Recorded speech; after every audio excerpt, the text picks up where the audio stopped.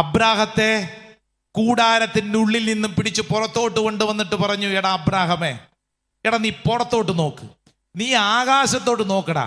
ഈ ആകാശത്തിലെ നക്ഷത്രങ്ങളുടെ എണ്ണം എടുക്കാൻ പറ്റുമോ?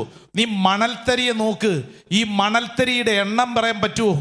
ഇതുപോലെ ആയിരിക്കും നിന്റെ സന്തതികളും.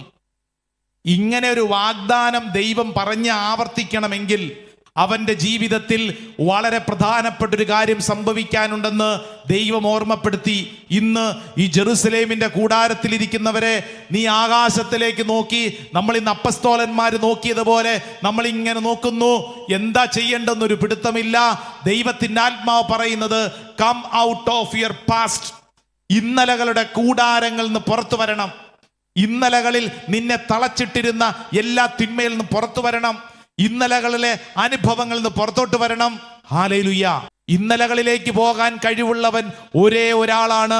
ഹെബ്രായ ലേഖനം 13:8 ഏതാ വചനം? ഇന്നലെയും ഇന്നും എന്നും ഒരേ ആൾ തന്നെയാണ്. Hallelujah, hallelujah, hallelujah, hallelujah. ഇന്നലെയും ഇന്നും നാളെയും ഒരേ ആൾ തന്നെയാണ്. ആമേൻ, ആമേൻ, ആമേൻ, ആമേൻ എന്ന് പറഞ്ഞ് എന്ത് മനസ്സിലായി?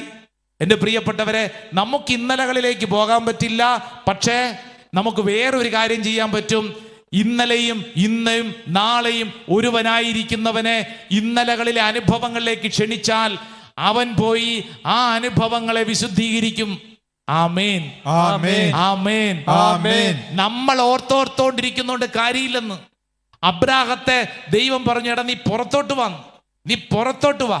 നിന്റെ ഓർമ്മകൾ നീ തളച്ചിട്ട് നിന്റെ ജീവിതത്തെ നശിപ്പിക്കരുത്.